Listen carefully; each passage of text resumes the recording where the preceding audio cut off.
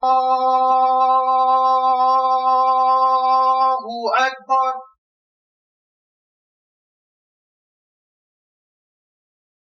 La ilaha illallah.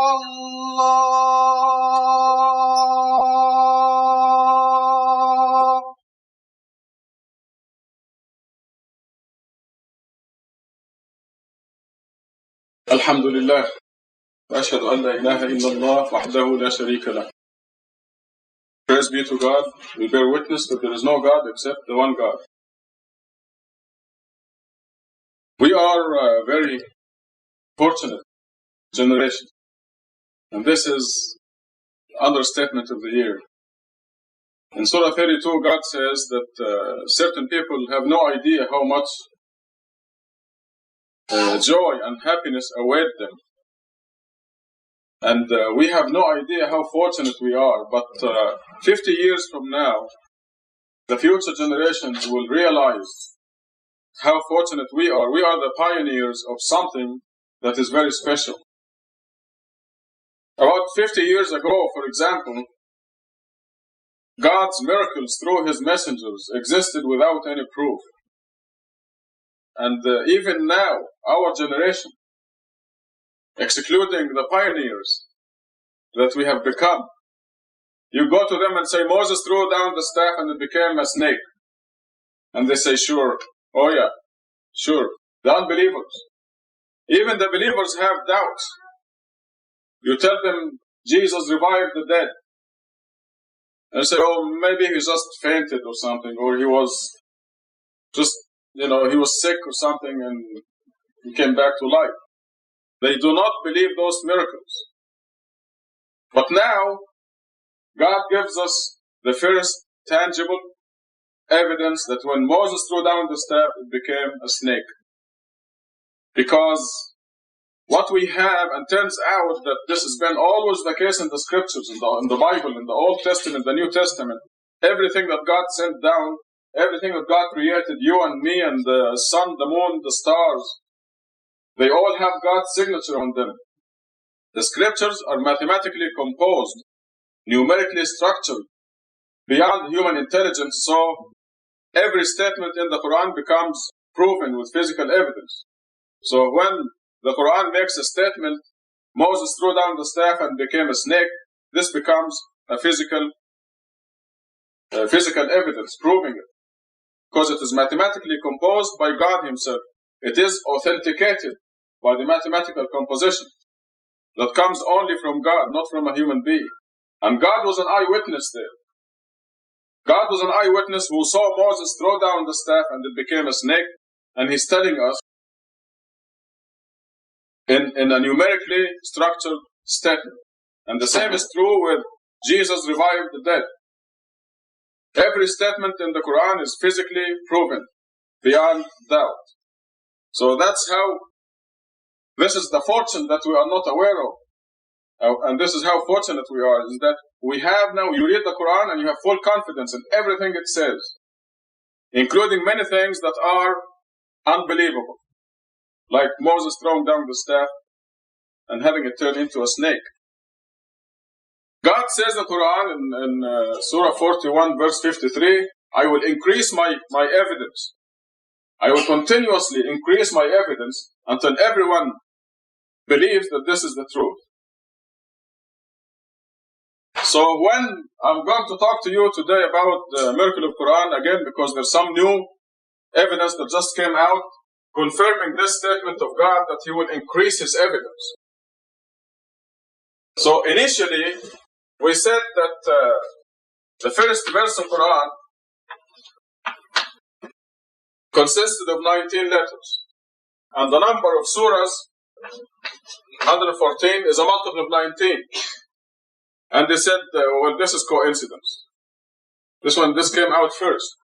And then we found out that in surah entitled Q, there are 57 Qs. The only other surah initialed with Q also had 57 Qs. 19 times 3, and 19 times 3, 19 letters in the first verse, 19 times 6, the Quran surahs. And people said coincidence. Then we found out that if you add these two, 57, 57, you have 114. Q stands for Quran, 114 surahs, and they said this is coincidence. They still continued to disbelieve. And then we said that this statement here, which is 19 letters, every word of it is found in the Quran in multiples of 19. The first word is 19 times, the second word 2,698 times, the third word 57 times, the fourth word 114 times. And they said this is coincidence. So God kept increasing the evidence. And you know the rest. You know that the letter Nun in Surah Nun is 133, multiple of 19. You know that we have, I'll just remind you of a few of those, so you will be the people who appreciate the Masjid Tucson miracle more than anybody else. There are 7 surahs initialed with Hamim, HM. 7 chapters constituting about 1/10 of the Quran. And you count these letters in the 7 chapters, and you have 2,147 of these letters in the 7 chapters. This is 19 times 113. If only one ha, one h, or one m was lost or added or substituted in the last 1,400 years, this will increase by 1 or decrease by 1, and the whole thing disappears. The whole thing collapses. So you can see the mathematical composition that is beyond human intelligence and has to be from God. The thing that gives you confidence that when Moses threw down the staff, it became a snake. It was like you're an eyewitness. You're just as good as an eyewitness, if not better. When Moses threw down the staff and became a snake, how many people saw that? Very few people who were inside the palace hall with Pharaoh. And how long did it last? A few minutes. And that was it. That was the end of it. The miracle happened. A few people saw it. It was over in a few minutes. But this miracle of Quran is continuous. Forever. It is perpetual. It is doing 2 things. It is a continuous miracle until the end of the world. And it confirms all those temporary miracles that were limited by time and space, like Jesus reviving the dead. How long did it take for Jesus to revive Lazarus? How many people saw Jesus revive Lazarus? But now we know, now we are witnessing that miracle now. Millions of people. By mathematically composed statements, authenticated by God himself. We know that this is not man-made. God wrote that and was an eyewitness. So when this came out, they said, we don't believe it. I just received a review written by something Philip. Philip is the last name. It's not our Philip here. Some other Philip. And they finally admitted that there are 4 or 5 surahs that actually have multiples of 19. What they admitted was the Q's, that these are 57 in each of the Q initial surahs. So that's 2 surahs. The end, in Surah 68, they said, yes, this is correct. The Yasin, YS, initial surah, Surah 19, KHYAS, 5 initials. What was the other surah? I think this is it. And they said this is not enough to establish a pattern.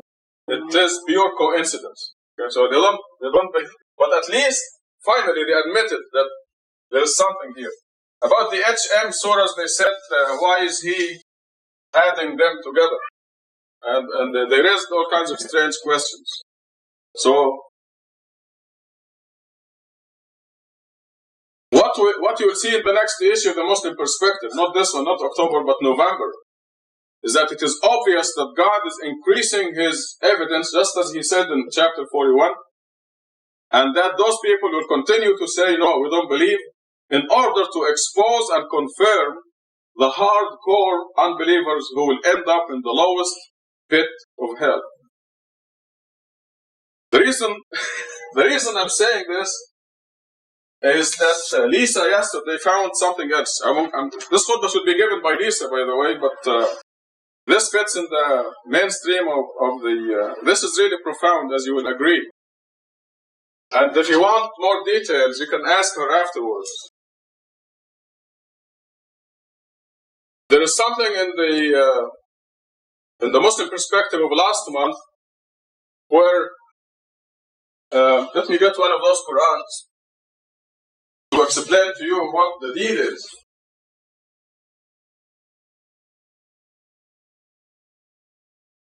The preliminary information that you have is that 114 surahs in the Quran, 29 of them are initialed with the Quranic initials ALM, Q, N, S, K, H, Y, and so on. These initials, 29 of them. The first initial, as you know, is in surah number 2, verse number 1. That says ALM.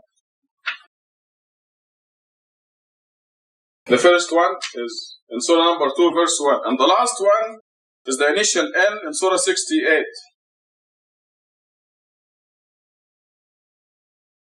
Here it is. So, this part here of the book is what is between the first initial and the last initial. And what Lisa found in the last issue, the Muslim perspective as published in that issue, was that between these two, the number of verses is a multiple of 19.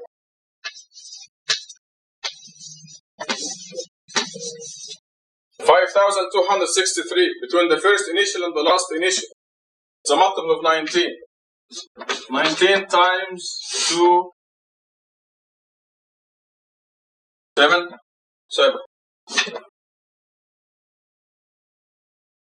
Excluding the two false verses at the end of surah number 9.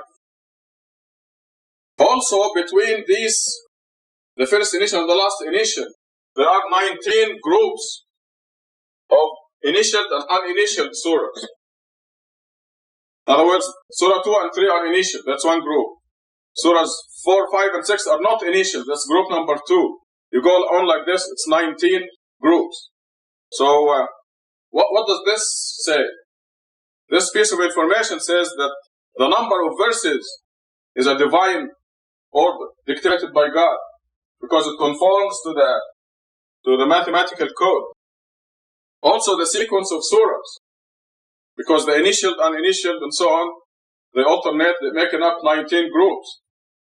Now, last night what she found was really profound and has to do with this part here. Okay, now in the whole Quran, the word Allah is a multiple of 19.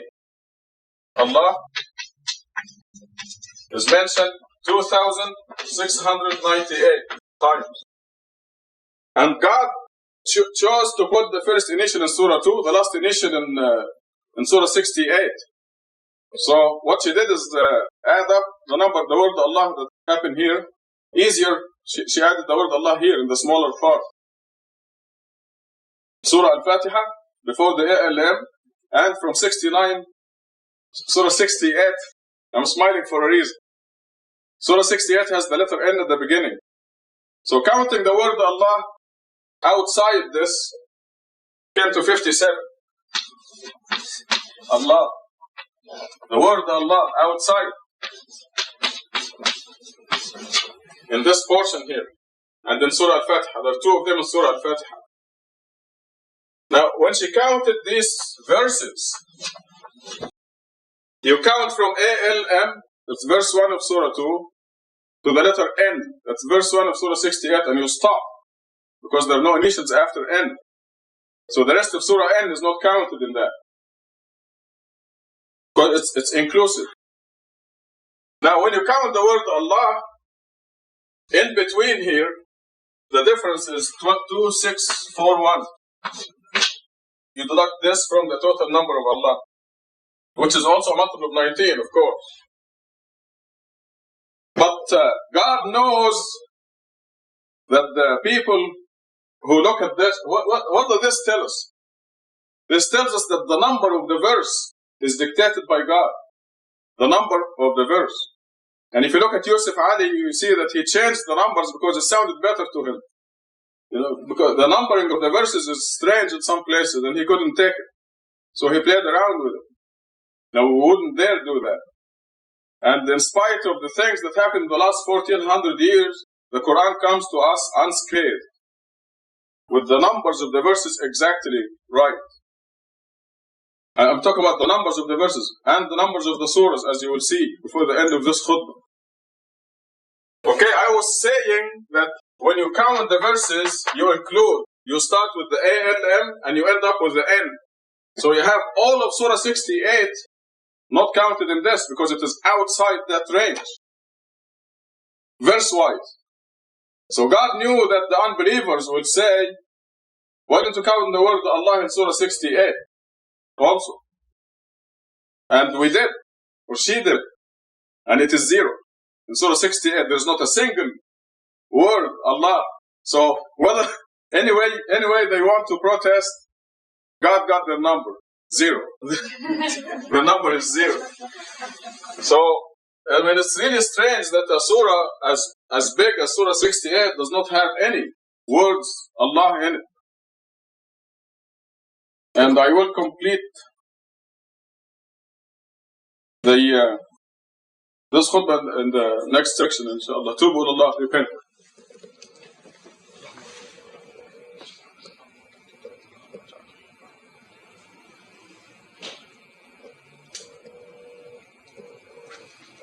Alhamdulillah wa ashhadu an la ilaha illallah wahdahu la sharika lah. This is only a small part of the great miracle that was discovered yesterday. And I have been going around the world this morning to spread the news out of here. Because some people started the rumor that only the initial chapters are guarded. But this shows that all the Quran is guarded. Because the word Allah is all over the place, as you know, thousands of them. And this portion here is outside the initial area, if you want to call it that. And within the initial area, we have the 19 groups. Everything is so perfectly tight that there is no hole for the disbelievers to escape. And it is amazing that they continue to say, no, they continue to fail to see the miracle. Because God himself said in chapter 7, I will divert away from my miracles those who are too arrogant. And no matter what kind of miracle you show them, they will not see it. God said that. So this is the explanation. Now listen to this. These 57 words, Allah, that are outside the initial, that are here, they happen in surahs and verses, certain surahs and certain verses. And when you add the numbers of the surahs and the verses where these happen, the total is 2432, 2432. And this is 19 times 1, 2, 8. Right. Now this is a big number. You add the numbers of the surahs and the verses where the word Allah occurs. And you're going to read this in the next page of the perspective. Now what does this tell us? This tells the sequence of the surahs is dictated by God. The number of the surahs, the number of the verses where the word Allah takes place, where the word Allah occurs. And it is so magnificent because there are verses where more than one Allah, you find 1 or 2 or 3 Allahs in one verse. But you cannot count the verse twice. So this system is so perfect.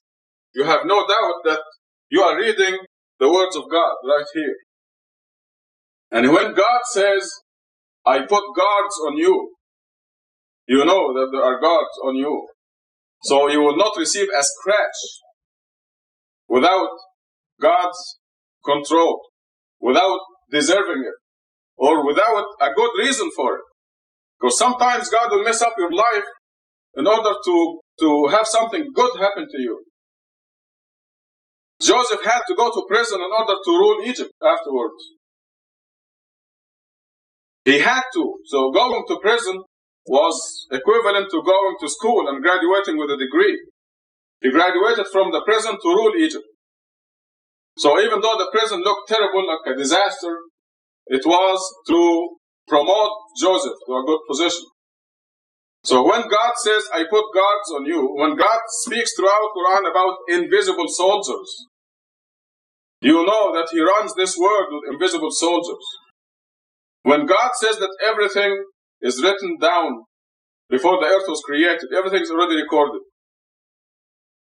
What you're going to do next year is already recorded. How many kids you're going to have is already recorded. Who they are going to marry is already written down. What day and time and hour and place you're going to die is written down.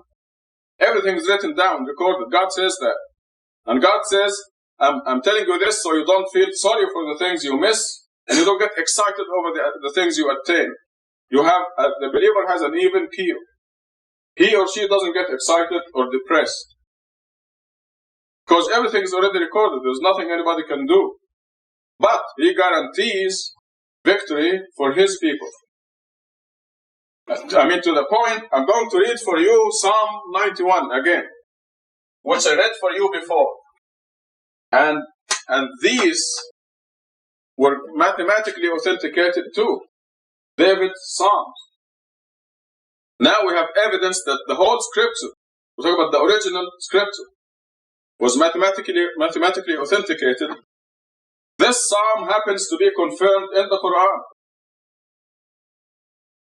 When God says, I'll make you a king or queen on earth, you know that this is from God and you know that it is the absolute truth. When God tells you, I'm doing everything, you know this is the absolute truth. And when you pass the initial tests and you worship God regularly and you do the 5 prayers, certainty will come to you. I'm smiling because this is something that we live every day. We lived it today. God was showing us that we are not doing anything. Even the words we utter. God is doing everything. And when He says this, you know that it is the absolute truth. Here is Psalm 91. Very quickly. You who dwell in the shelter of the Most High. This means every believer, talking to you. Who abide in the shadow of the Almighty. You've decided to join God. You abide in the shadow of the Almighty. Say to the Lord, my refuge and my fortress. This is what you say. You decide to tell God, my Lord, you're my refuge, you're my fortress. For He will rescue you from the snare of the fowler, from the destroying pestilence. With His pinions He will cover you. Under His wings you shall take refuge. His faithfulness is a buckler and a shield. One of God's name in the Quran is the faithful. When you tell God, I'm going to join you, I'm going to be with you, I'm going to believe your word, God is faithful to you, and He will fulfill His part of the promise. You happen to have no power, and He has all power. You can do nothing for God, but He can do everything for you. Okay, David goes on and says, with God's inspiration, you shall not fear the terror of the night, and the arrow that flies by day. You shall not fear the pestilence that roams in darkness, nor the devastating plague at noon. Though 1,000 fall at your side because of the AIDS disease. No, that's from me. It will not touch you. Though 1,000 fall at your side, 10,000 at your right side, near you it shall not come. This is what God is saying. These are God's words that He reveals through David. The Psalms were written by God through David's mouth to teach us. And you know every word in it is true. It is confirmed by the Quran and by this fantastic mathematical code whose parameters are increasing and the evidence is piling up beyond belief. Rather, with your eyes shall you behold and see the requital of the wicked. As a person of God, you're going to see that the people who are unjust to you, they're going to get it sooner or later. And the Quran repeats that even if you don't see it, they will get it. God will let you know. They may persecute you until the last week of your life, and you may not see it. This is what the Quran says, whether you see it or not, they will get it. But if you're alive, you will see it. God will let you know. Because you have the Lord for your refuge, you have made the Most High your stronghold. When God controls Ronald Reagan, your boss, the president of your company is God, really. And He runs it. When the president of the company gives you a raise, God is really the one who's when God manipulates the president of your company. When the president of your company reprimands you, God is really doing that. He controls this man's or this woman's heart and mind. So because you have the Lord for your refuge, you have made the Most High your stronghold. No evil shall befall you, nor shall affliction come near your tent. You know that these words are God's words that are proven mathematically. You have confidence. Like Moses throwing down the staff and became a snake. Now you have confidence that this is the truth. Now you have tangible physical proof that this is true. And you better believe it. Now listen, this is how the mechanism is. Listen to this. For to His angels He has given command about you, that they guard you in all your ways. Upon their hands they shall bear you up, lest you dash your foot against a stone. They're going to carry you up like this on their hands if you're going to dash your foot against a stone. You better believe that. God is saying it. It is proven mathematically. Lest you dash your foot against a stone. You're walking in the night, and there's a stone, you're going to hit it, you don't see it, and the angels will carry you, or will remove the stone. This is what God does. Everything in this world is done by angels. By God, but through His angels. أقم الصلاة.